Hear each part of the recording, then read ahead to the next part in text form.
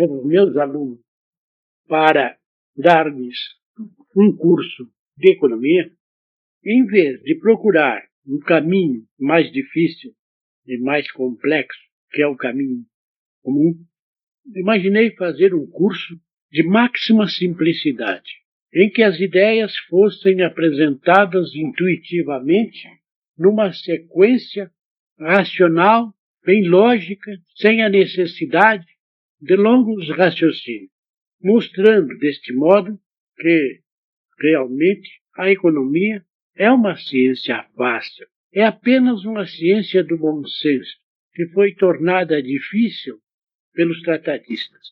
Assim, vamos colocá-la desde o início na época moderna, na época que vivemos, dentro dos problemas econômicos que nós assistimos, porque as partes correspondentes para digressões de caráter histórico ou de pesquisa histórica apenas indicaremos aos alunos que quiserem quais obras deverão ler, por que caminhos deverão seguir para obter os conhecimentos que desejarem. De antemão, podemos dizer o seguinte: a economia é uma ciência simples, clara, intuitiva. É meramente o bom senso, tornado difícil de compreender, como já o definiu um economista. E tornado difícil de compreender por quê? Porque a economia, na nossa época, está sofrendo daquela crise que abrange todas as ciências do homem moderno, ou pelo menos que o homem moderno aborda seguindo os novos critérios. Estamos cheios de ambiguidades, divergências de pontos de vista, palavras que representam ideias distintas, sentidos diferentes, intencionalidades das mais várias, finalidades diversas, de modo que, nesse estado de coisa, não é possível haver um pleno entendimento. Como é possível entenderem-se os homens de hoje sobre a economia quando palavras tais como capital, trabalho, finança, capitalismo, autarquia, inflação, deflação, crédito, lucro, etc., não têm, no sentido preciso, não foram devidamente definidas, previamente definidas, para que permitisse a compreensão do que se pretende dizer, já que a linguagem econômica vai usar constantemente desses termos. Muitas vezes encontramos um economista que usa um palavreado técnico complicado, cheio de expressões aparentemente difíceis, tudo, enfim, com uma única finalidade: ocultar a sua vacuidade, ocultar o seu pensamento singelo, dar a impressão de que realmente ele esteja tratando de alguma coisa misteriosa e, desse modo, poder embaucar o pobre do leitor que julga que está em face de um pesquisador profundo que conseguiu penetrar no sétimo mistério. Isso não quer dizer que não tenhamos que usar algumas palavras técnicas e até que não sejamos forçados a empregar alguns neologismos. Sobretudo, também, tenhamos que buscar alguns termos retirados da filosofia para com eles poder dar clareza ao que nós pretendemos tratar. Mas procuraremos explicá-lo, a fim de evitar que o leitor tenha deles qualquer conceituação que possa perturbar-lhe a compreensão do que pretendemos dizer. Nós vamos facilitar aos nossos ouvintes a tradução exata daquilo que nós vamos empregar, da linguagem que nós vamos empregar. E vamos procurar mostrar que nossos raciocínios seguem uma sequência lógica, correta, segura, e que a economia é isso mesmo, é isso, bom senso. Como nós vamos partir da época moderna, vamos partir do que predomina na época moderna, que se chama o capitalismo. E ao lado desse capitalismo, o seu aspecto mais importante, que é a finança. Impõe-se assim, de antemão, que nós tornemos claro esses dois conceitos.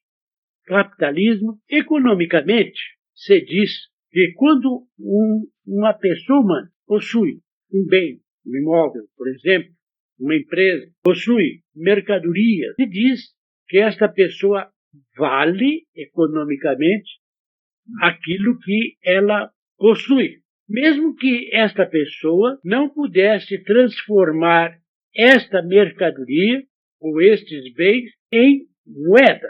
Assim, por exemplo, um comerciante que possui um estoque na sua loja, ele pode possuir 1 milhão, digamos, em estoque, sem necessidade de que nós definamos claramente tanto é disto, tanto é aquilo, tanto é daquilo outro. Quer dizer, ele tem um estoque que vale 1 milhão. Olha, estes bens que podem, na época moderna, serem avaliados ou representados por moeda, passam a chamar-se realidades econômicas. São realidades concretas, materiais. Mas, note-se muito bem, e este é o ponto principal que muitos esquecem. Quando dizemos que estas realidades econômicas e concretas valem, por exemplo, 1 milhão, nós dizemos uma cifra. 1 milhão é uma cifra, é uma transdução. Nós já passamos de uma outra linguagem, da linguagem da realidade econômica para uma linguagem de cifra.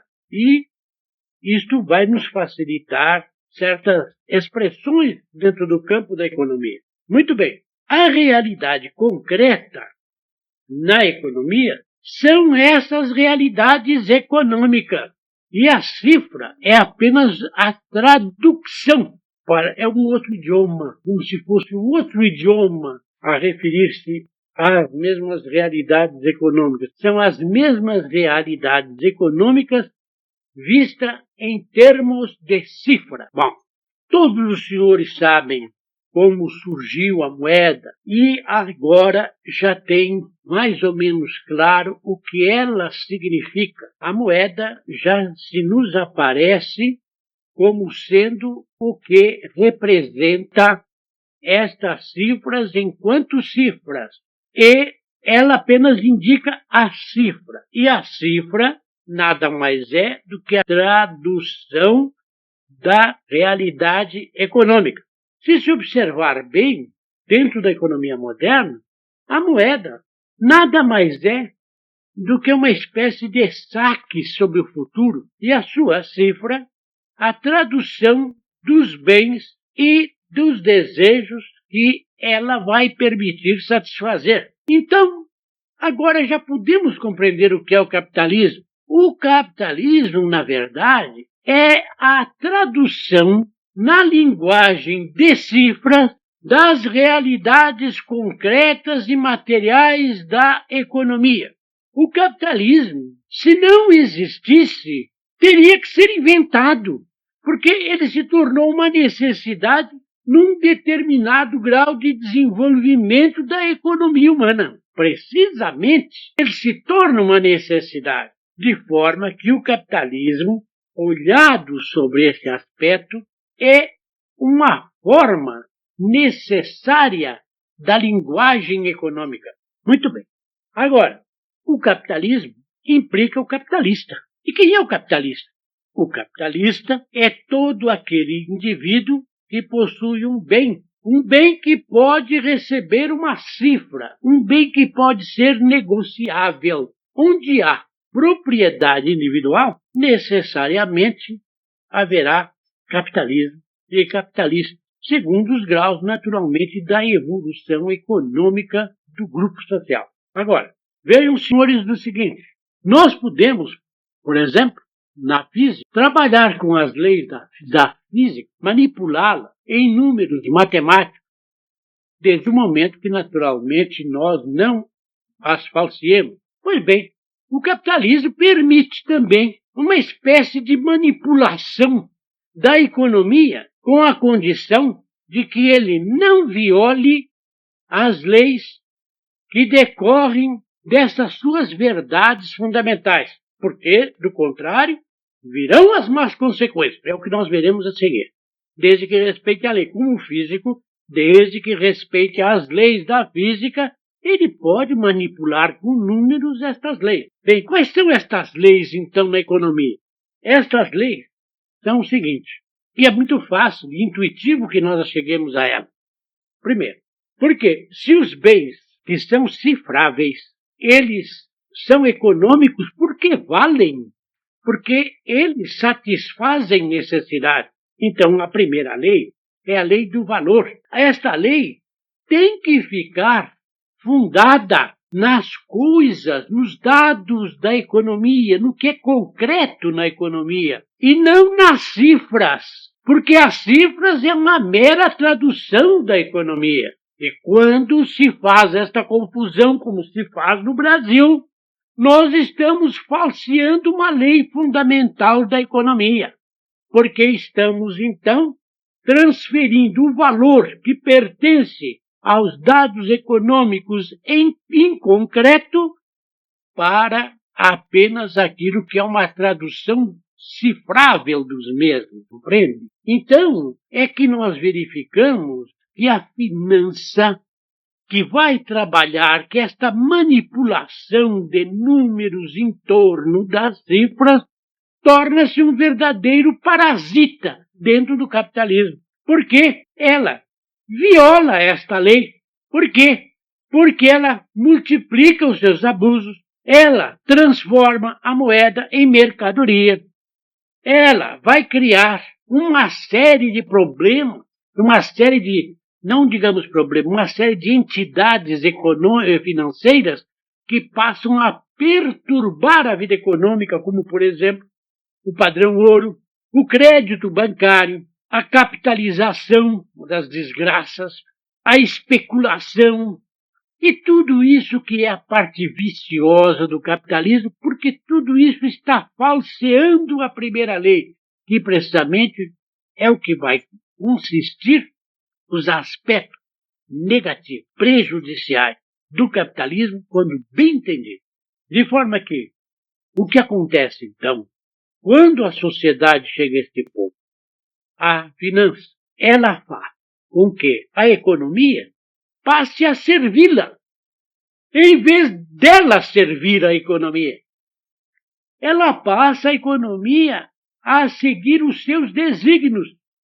Ela obriga a economia a ajoelhar-se ante as suas cifras. Ela transforma essas cifras em verdadeiras entidades míticas que passam a ter um papel de realidade, de valor real, de verdadeiro valor econômico. Ora, só poderia haver uma verdadeira tradução na finança da realidade do capitalismo se a manipulação do dinheiro fosse uma prestação de serviço da finança ao capitalismo, correspondesse à realidade econômica da sociedade. Mas não é, como nós vamos ver. Então já sabemos agora quem é essa figura do financeiro, ou alguns chamam do financista. Financista é mais no sentido, digamos, teórico do que estuda a finança. Financeiro é aquele que manipula a finança. Então o que nos interessa mais aqui é a figura do financeiro, daquele que manipula a finança. Quem é ele? Somente esse. É o homem que ganha manipulando o dinheiro. Ele não produz nada. Ele não transporta nada. Ele não difunde nada. Ele não oferece nenhum serviço. Ele apenas manipula estas cifras e com elas ganha. Este é o financeiro. Porque a indústria e o comércio, a indústria tomando neste caso também a agricultura, estas só poderão fundar-se sempre na troca. Só o financeiro é que pode, na manipulação da moeda e do dinheiro, que depois nós vamos distinguir, que é a moeda do dinheiro, vamos deixar assim, ganha e perturba o próprio capitalismo. E ele perturba porque viola a primeira lei. Nós veremos nas outras aulas outras leis e veremos como elas são violadas.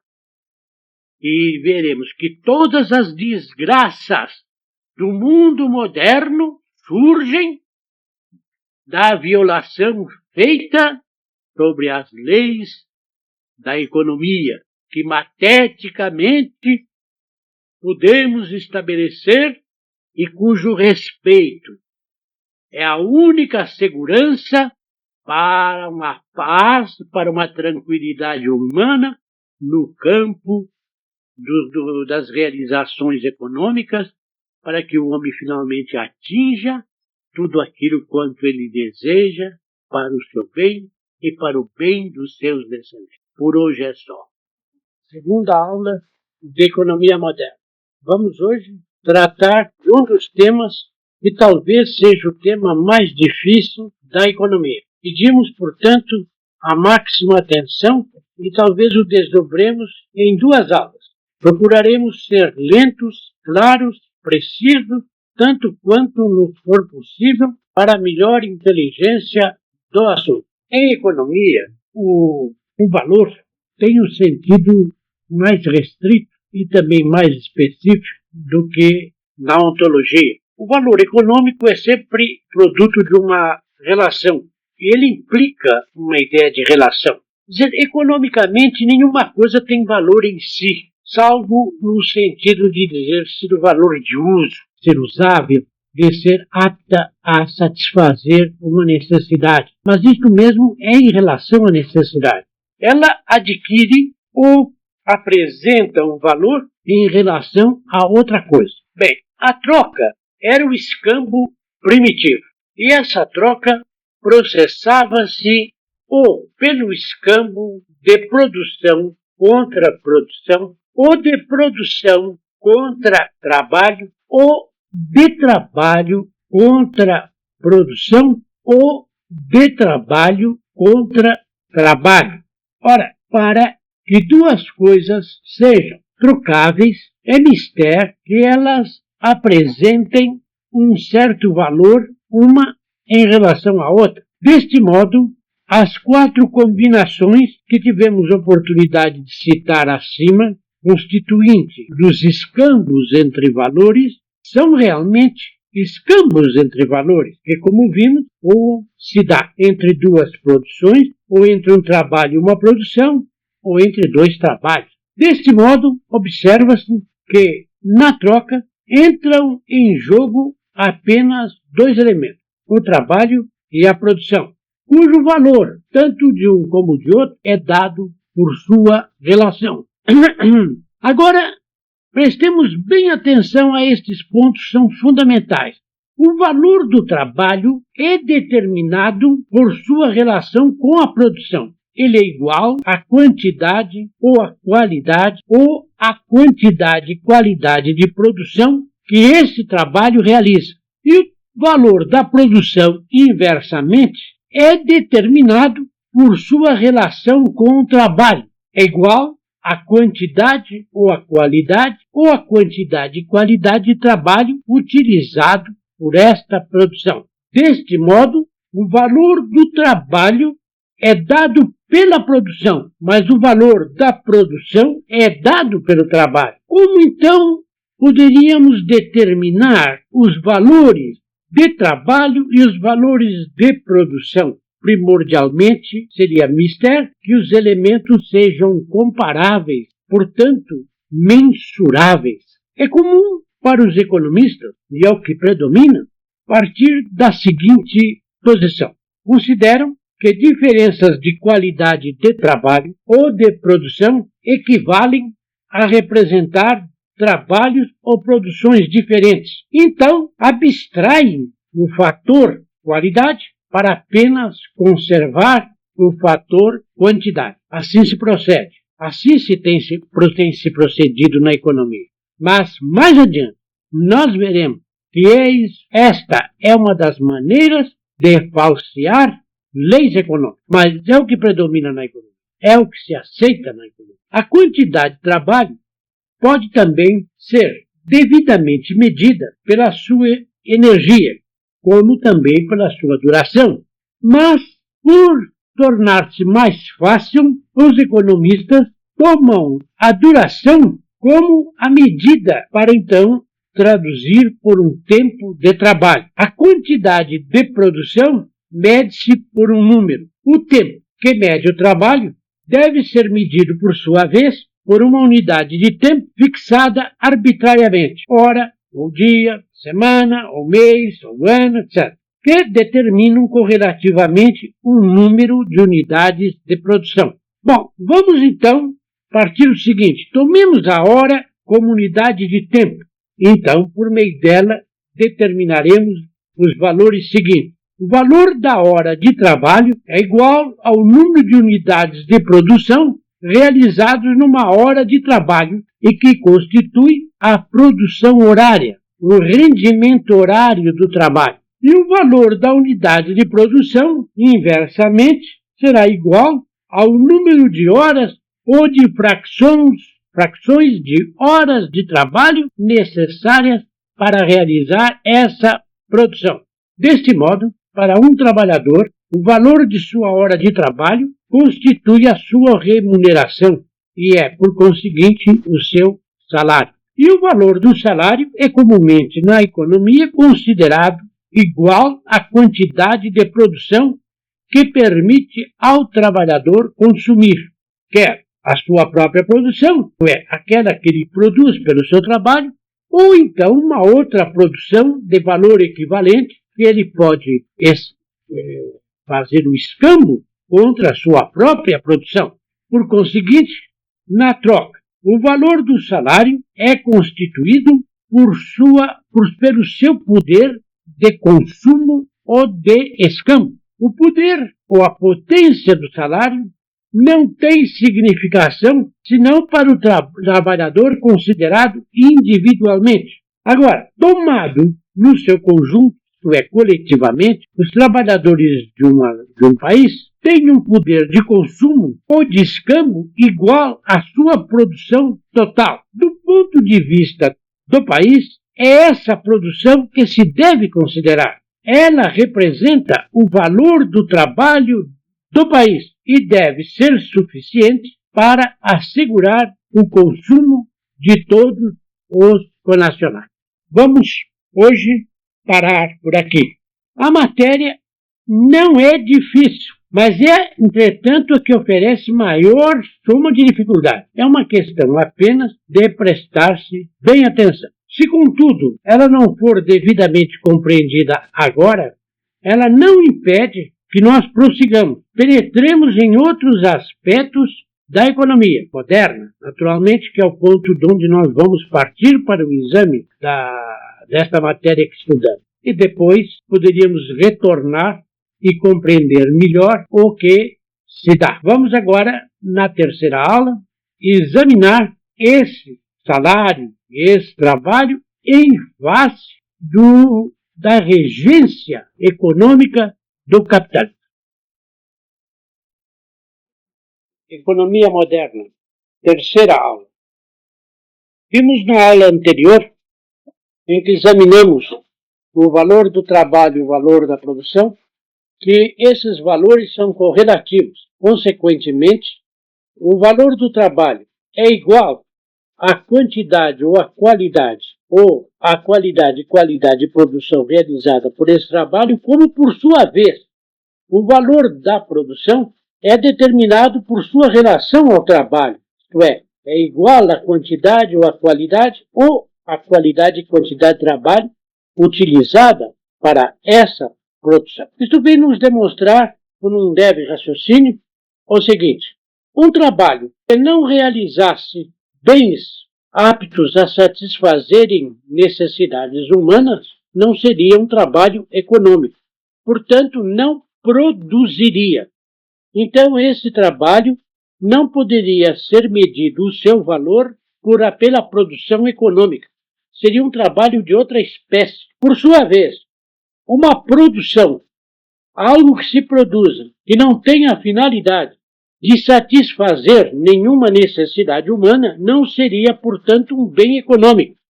Portanto, também, por sua vez, o valor dessa produção não pode ser medido por um trabalho econômico, mas por um outro trabalho de outra espécie. Portanto, ao trabalho econômico, exige-se que se produza bens econômicos. E o bem econômico é avaliado pelo custo de trabalho, pelas exigências de trabalho que ele requer. Agora, esse bem de produção, este bem que é produzido, pode se destinar, e naturalmente se destina, a um consumo que pode ser imediato ou não, porque podem ser bens reprodutivos ou não, isto é, bens que por sua vez sirvam de instrumentos para produzirem outros bens, ou bens de consumo imediato, isto é, de consumo mediato ou de consumo imediato, seria a sua divisão. De consumo mediato seriam esses bens instrumentais que, por sua vez, servem para realizar outros bens.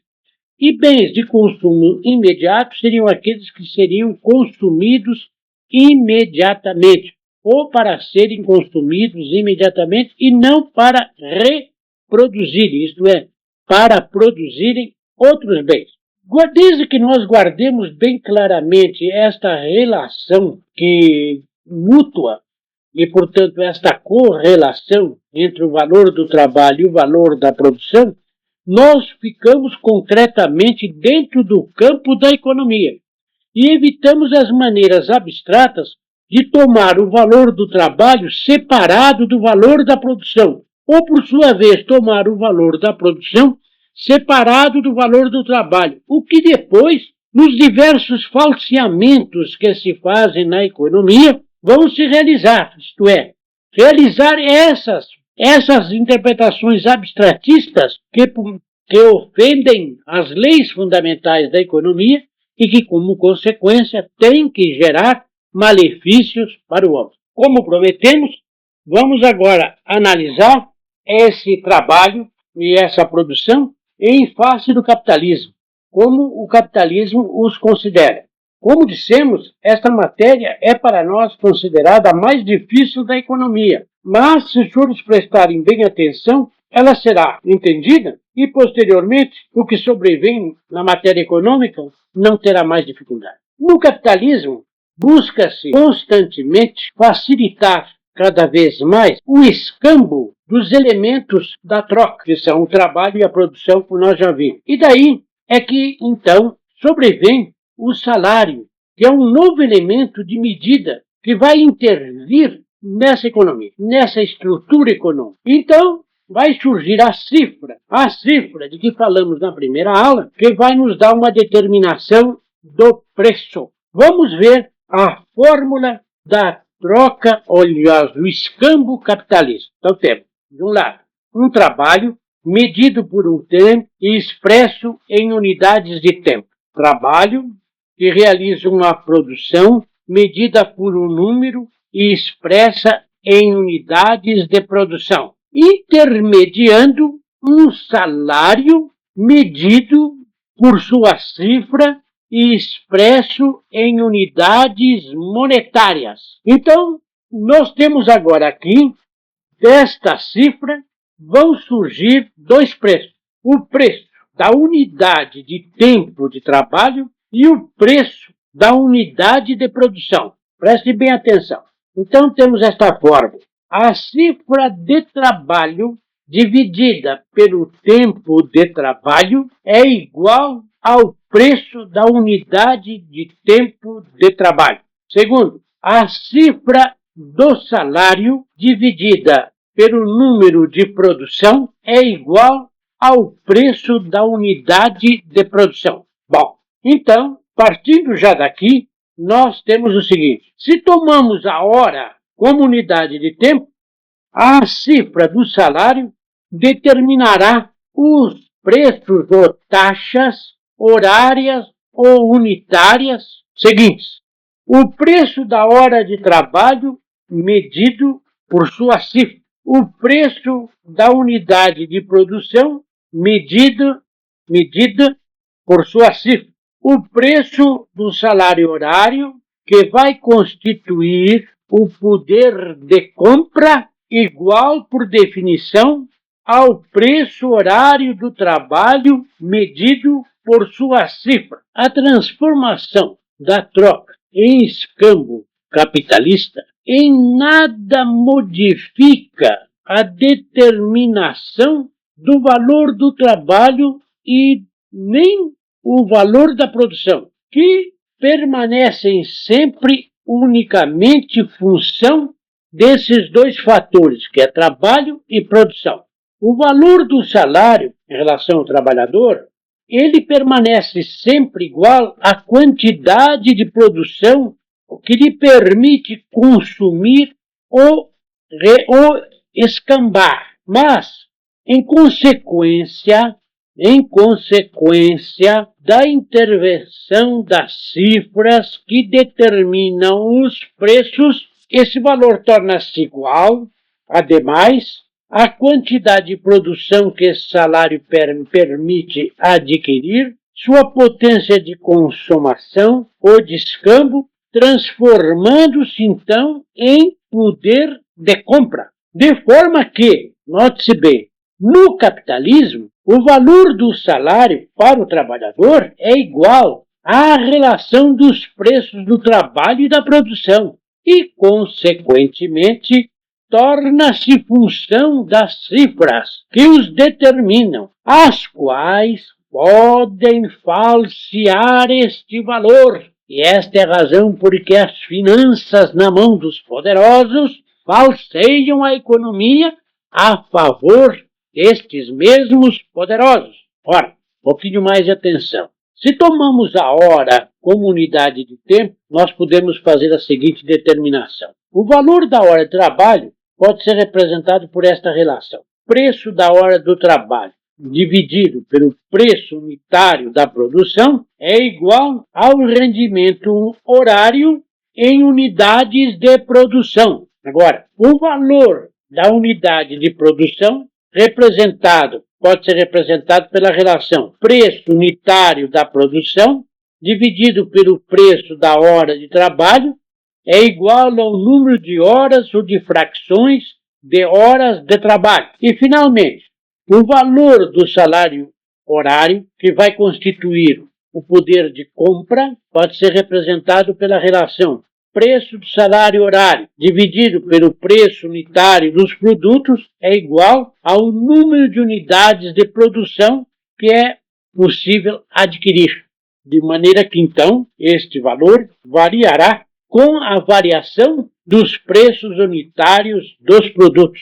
Hoje vamos parar aqui, meditar sobre isso. E na próxima aula, a quarta, então, nós vamos tratar das relações destas cifras, dos preços e dos valores. Como dissemos, esta é a parte mais difícil da economia. E ainda vai prosseguir um pouco, talvez por mais 2 aulas. Depois estaremos livres desta parte difícil, porque bem compreendida, compreenderemos todo o mecanismo do processo capitalista e também compreenderemos como se falseia a economia em benefício de grupos minoritários, às vezes com o apoio e aprovação dos majoritários que, por ignorância, concedem, permitem e até cooperam para que essa exploração se dê. Por hoje é só. Conforme nossa promessa feita na aula anterior, vamos prosseguir analisando esta matéria, um tanto difícil, sobre as relações das cifras, dos preços e dos valores dentro da economia capitalista que é moderna. Ora, a economia pode ser olhada estática, dinâmica e cinematicamente. E a economia capitalista, olhada dinâmica e cinematicamente, nós sabemos que ela não pode, como qualquer economia olhada deste ângulo, não pode permanecer fixa. Ela tem que evoluir, ela tem que adaptar-se à proporção que se desenvolve a própria sociedade. A economia acompanha o desenvolvimento histórico e sociológico da própria sociedade. Consequentemente, como os valores econômicos são valores relativos, e sendo eles, como nós vimos, as realidades da economia, elas também, por sua vez, devem evoluir. Elas são, consequentemente, variáveis, à proporção também que varia dinâmica e cinematicamente a própria economia. Se as cifras forem a tradução exata das realidades da economia, como devem ser, esses valores devem seguir, consequentemente, também essas variações, porque se os valores permanecessem estáticos, enquanto a economia varia dinâmica e cinematicamente, haveria falseamento. Eis aqui o ponto, é que esses valores podem ser manejados, podem ser dirigidos de modo distinto da variação dos valores.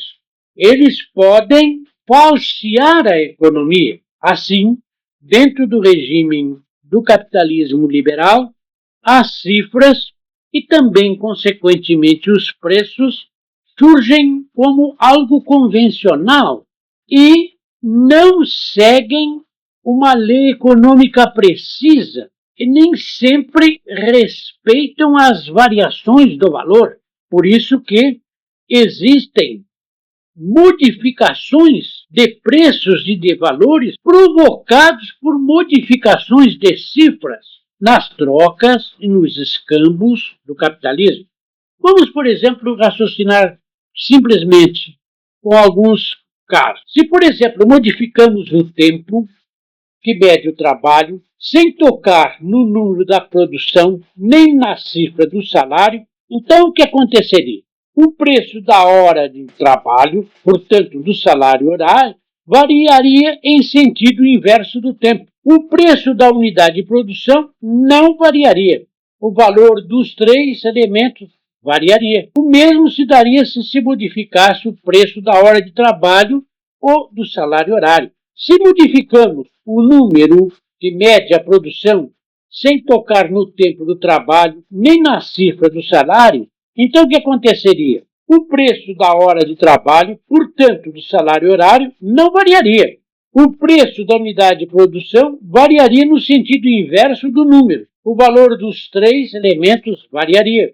E a mesma coisa aconteceria se modificasse o preço da unidade de produção. Mas se nós modificamos, por exemplo, a cifra que mede o salário, sem tocar no tempo do trabalho, nem no número da produção, o que aconteceria? O preço da hora de trabalho, portanto, do salário horário, variaria na mesma produção que a cifra do salário. O preço de unidade de produção variaria igualmente. O valor do trabalho e o da produção, permanecendo independentes da cifra do salário, não variariam. O valor do salário em relação a essa produção não variaria, mas não seria a mesma coisa em relação às outras produções.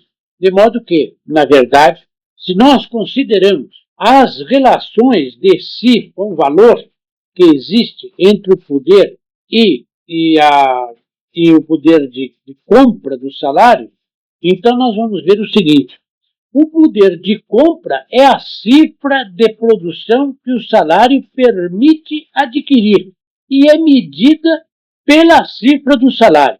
O poder de compra é a quantidade de produção que o salário permite adquirir, consumir ou escambar e constitui o valor do salário.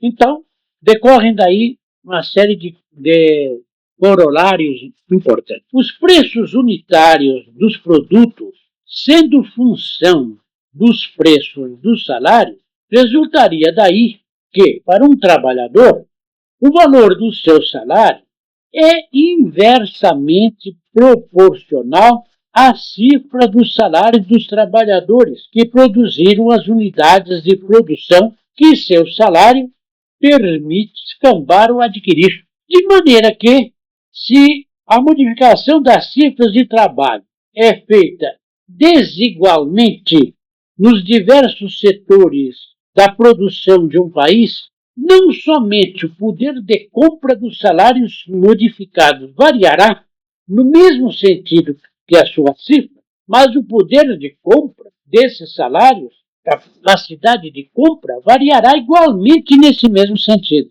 Ora, por definição, nós vimos o seguinte: a potência de compra do salário, portanto, seu valor, não deve ser falseada pela intervenção de cifras. Por conseguinte, se modificamos arbitrariamente, de modo abusivo ou numa proporção diferente, quer a cifra do preço horário do trabalho, quer a cifra do preço da unidade de produção, quer a cifra do salário horário, quer uns, quer outros, nós falseamos o valor do salário. Então, o valor do salário não pode ser mantido, senão quando as modificações dessas cifras são feitas para toda a nação e na mesma proporção. Como os valores, na realidade, são variáveis, daí resulta que os valores relativos desses valores variarão, por sua vez, no curso da evolução da própria economia. De maneira que o equilíbrio de uma economia é um equilíbrio dinâmico, é um equilíbrio que resulta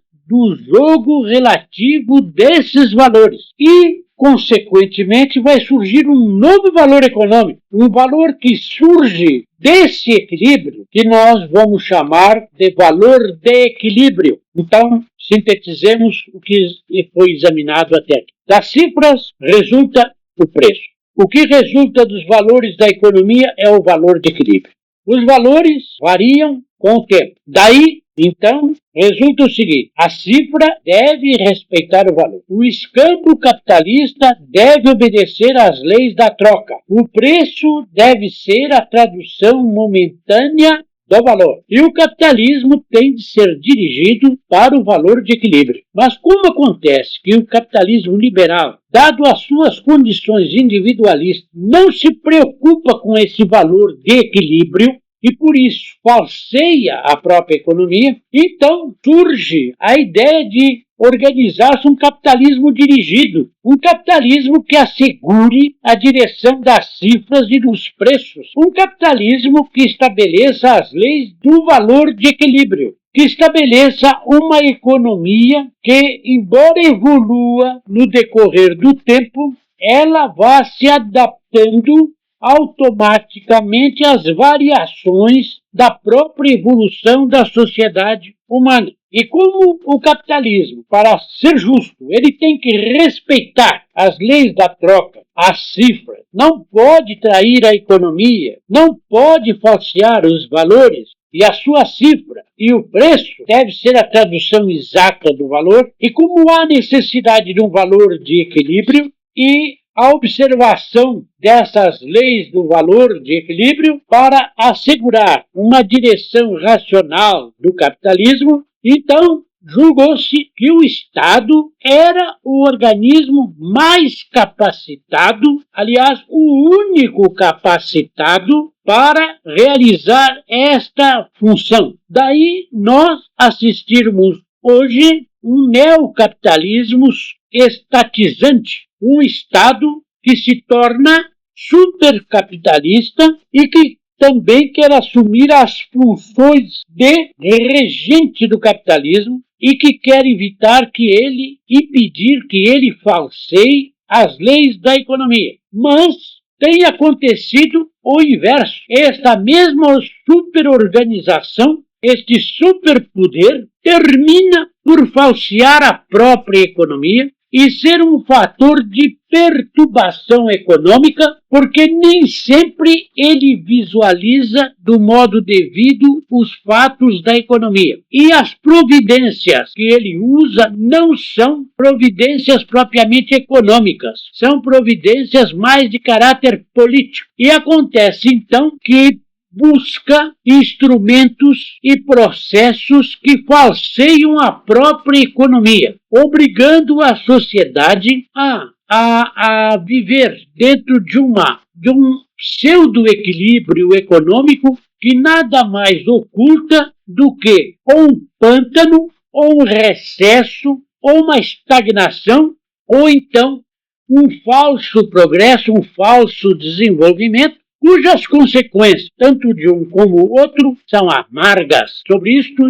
estamos prontos a comentar, segundo as perguntas que nos desejarem fazer. E aqui terminamos esta quarta aula de economia, terminando esta matéria que é a mais difícil do assunto. Daqui por diante, os temas são fáceis, porque é muito fácil depois compreender o desenvolvimento da economia quando nós sabemos como se falseiam as leis e como se evolui dentro das realidades econômicas.